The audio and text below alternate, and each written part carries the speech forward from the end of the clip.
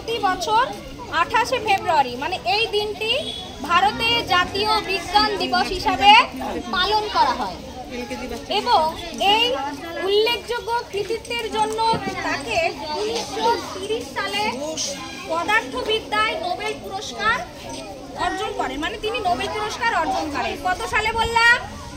1930। এর আগে কে নোবেল পেয়েছিল জানো? রবীন্দ্রনাথ ঠাকুর। সেটা কত সালে? বলো বলো। 1913 সালে। এই দিনটি ভারতের বৈজ্ঞানিক অগ্রগতির পরিচয় বহন করে এবং এই জাতীয় বিজ্ঞান দিবস 2025 মানে আমাদের এই 2025 এই সালের থিম কি? এই সালের থিম হলো বিকশিত ভারতের জন্য বিজ্ঞান ও উদ্ভাবনের বিশ্বব্যাপী নেতৃত্বের জন্য ভারতীয় যুবদের ক্ষমতায়ন, যেটা empowering Indian youth for global leadership in science and innovation for বিকশিত ভারত। আমরা একটু সকালে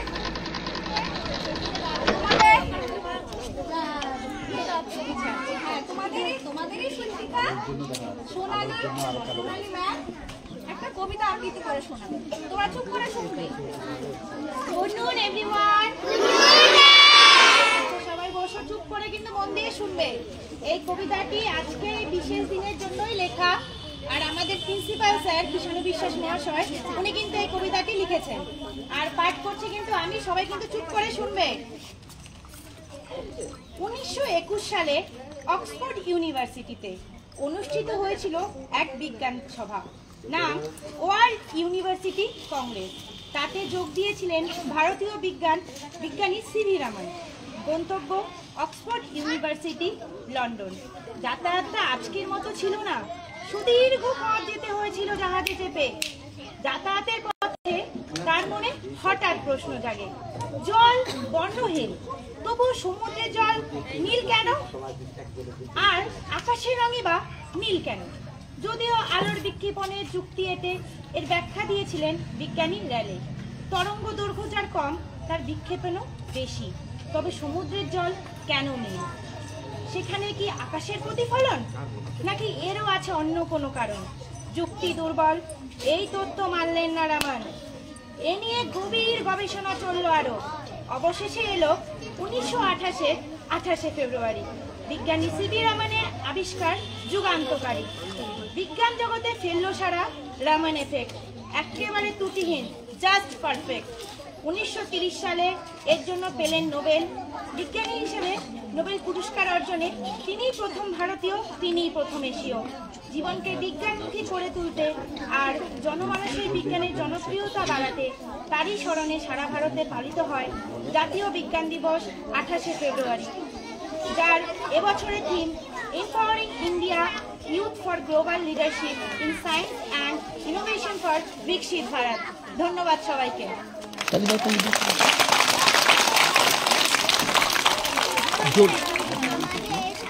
কয়েকটি পশুর চিত্র দেওয়া আছে, এর ব্যাপারে আমরা কিছু জানবো। প্রাণী বলতে আমরা কি বুঝি? যে সকল জীব নাড়াচাড়া করতে পারে ও নিজের ইচ্ছা মতন জায়গা পরিবর্তন করতে পারে তাদের বলে প্রাণী। প্রাণীকে দুভাগে ভাগ করা যায়, অমেরুদণ্ডী প্রাণী, মেরুদণ্ডী প্রাণী। মেরুদণ্ডী প্রাণী যে সকল প্রাণী মেরুদণ্ড আছে তাদের মেরুদণ্ড প্রাণী বলে, যেমন সিংহ আর কুকুর। অমেরুদণ্ডী প্রাণী বলতে আমরা কি বুঝি? যে সকল প্রাণী মেরুদণ্ড নেই তাদের বলে অমেরুদণ্ডী প্রাণী, যেমন প্রজাপতি, মৌমাছি, শামুক, শুঁয়োপোকা। অমেরুদণ্ডী প্রাণীকে দুভাগে ভাগ করা যায়, কীট ও পতঙ্গ। কীট বলতে আমরা কি বুঝি? যে সকল অমেরুদণ্ডী প্রাণী ডানা থাকে না ও উঠতে পারে না তাদের বলে কীট, যেমন শামুক ও শুঁয়োপোকা। পতঙ্গ বলতে আমরা কি বুঝি? যে সকল অমেরুদণ্ডী প্রাণী ডানা আছে ও উঠতে পারে তাদের বলে পতঙ্গ, তাদের বলে যেমন হলো প্রজাপতি ও মৌমাছি। নমস্কার। এখন নিবেদন।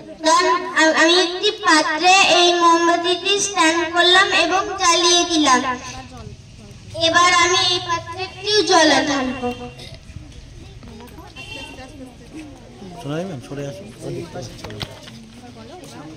এবার আমি একটি গ্লাস নিয়ে রাখলাম।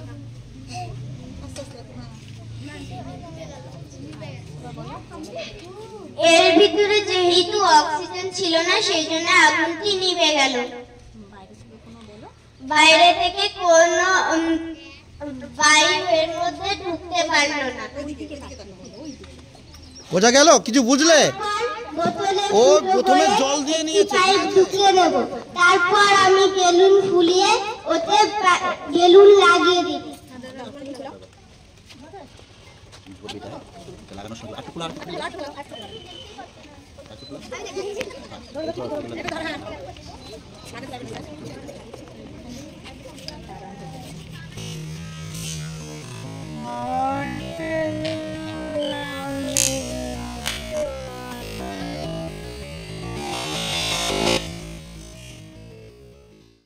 দেখো ম্যাম এখানে মোমবাতিতে আগুন জ্বালিয়ে দিল। বসো তোমরা, না বসলে দেখতে পাবে না। এর মধ্যে এবার আমি ইনো দেব। দেখো এর মধ্যে এবার ইনো দেওয়া হচ্ছে। ইনো দিলে প্রচুর পরিমাণে কার্বন ডাই অক্সাইড উৎপন্ন হবে। ফলে কার্বন ডাই অক্সাইড উৎপন্ন হয়ে আগুনটা নিভে গেল।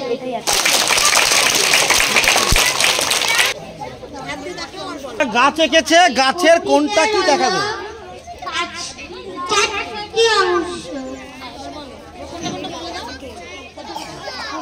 এটা হলো মূল, আর এটা হলো পাতা, আর এটা হচ্ছে কাণ্ড, আর এটা হচ্ছে ফুল।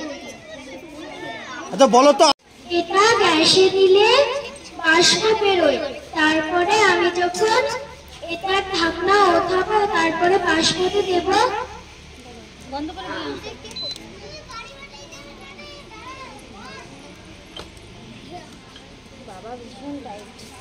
দরকার নেই ম্যাম, ওটা হচ্ছে ওই প্লেটটা ধরলেই তো হতো, অসুবিধা নেই। দেখো এইখানটা উল্টে দেখাও, ওদেরকে দেখাও। এই দেখো ভেতরে জল দেখতে পাচ্ছ? ওর ভেতরে জল দেখা যাচ্ছে। ওই বাষ্প যেটা উঠছিল সেটা জলেরই একটা রূপ। ওরা রূপ বদলে ওই দেখো জল হয়ে গেল আবার। আমি প্রথম পাত্রে পাথর দিয়েছি, দ্বিতীয় পাত্রে নুড়ি পাথর দিয়েছি, তৃতীয় পাত্রে বাড়ি দিয়েছি, চতুর্থ পাত্রে তুলো দিয়েছি। এরপরে দেখো নোংরা জল ও ওপরটাতে দেবে। দেখো নোংরা জল, সব ধুলো মাটি দেওয়া নোংরা জল। আমি নোংরা জল ঢেলে দেব প্রথম পাত্রে। দেখেছো এই নোংরা জলটা ওই একটা একটা কাপের মধ্যে দিয়ে যখন আসছে, ওখানে কিছু না কিছু দেওয়া আছে, তার মধ্যে দিয়ে যখন পাস করছে। আর দিও না, দেখো ফোঁটা ফোঁটা করে পড়ছে। থাক থাক। শুদ্ধ করা তো জানো, নদী থেকে পুকুর থেকে জল এনে এইভাবেই শোধন করে খাওয়া হতো।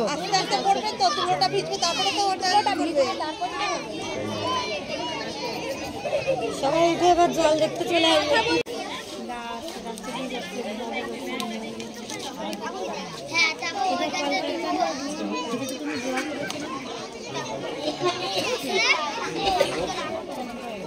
জ্বলছে। আমার সামনে একটি পাত্রে একটি গ্লাসে নরমাল জল, সাদা জলের মধ্যে সাদা জলে বায়ু দূষণ করছে। এই বায়ু আমাদের নিঃশ্বাস প্রশ্বাসের সাথে আমাদের শরীরে গিয়ে আমাদের ক্ষতি করছে। তখন ওই কাঁচের মধ্যে দিয়ে বায়ু, আর বায়ুর পরে কাঁচ, কাঁচের পরে আবার বায়ু। দেখো আয়ুষ এর মধ্যে জল দিচ্ছে। দিতে থাকো দিতে থাকো।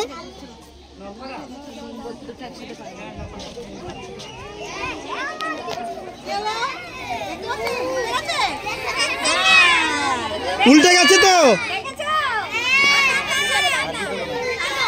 এবার কি উল্টে গেল অ্যারো? হ্যাঁ, এই যে ওপর থেকে অ্যারো দেখলে, অ্যারো যেদিকে রয়েছে জলের মধ্যে দিয়ে দেখলে অ্যারো উল্টে বিশ্বাস। আমি ক্লাস 3 তে পড়ি। আমার হাতে একটি জবা ফুল আছে। ফুলের 5টি অংশ।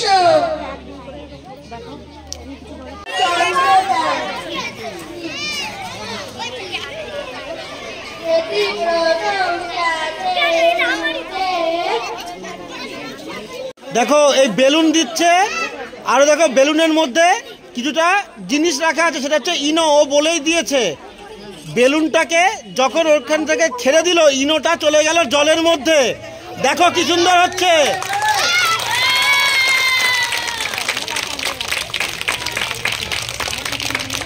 যখন ইনোটা জলের মধ্যে গেল কার্বন ডাই অক্সাইড গ্যাস উৎপন্ন হয়, আর ওটা বেলুনের মধ্যে গিয়ে যত জমবে তত বেলুনটা ফুলবে। আবার আবার করো, আবার করো, হাততালি দাও। তা ও কিছু ইনো এনেছে, ভেতরে ইনো দিয়ে দিল যাতে ওটা বাইরে বের করা যায়। এবার ওর মধ্যে কি দিচ্ছে? ভূমি কি দিচ্ছ? জল। ওর মধ্যে জল দেবে। দেখো ভূমি,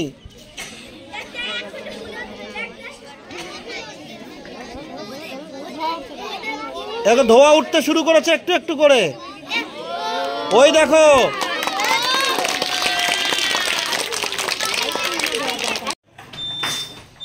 তখন এখানে একটা লেজার লাইট রয়েছে। লেজার লাইটটার ওই সেন্সারে গিয়ে যখন পড়ছে তখন ঠিক আছে। যদি কোনো চোর ঢোকে বাড়িতে, তাহলে লেজার লাইটে সেই চোরের গায়ে ঠেকবে, ওরা বাধা পাবে লাইটটা, আর তখনই বিপ বিপ করে আওয়াজ হবে, বাড়ির লোকজন সজাগ হবে, চোরকে ধরে ফেলবে। আহা কি ধোলাই দেবে।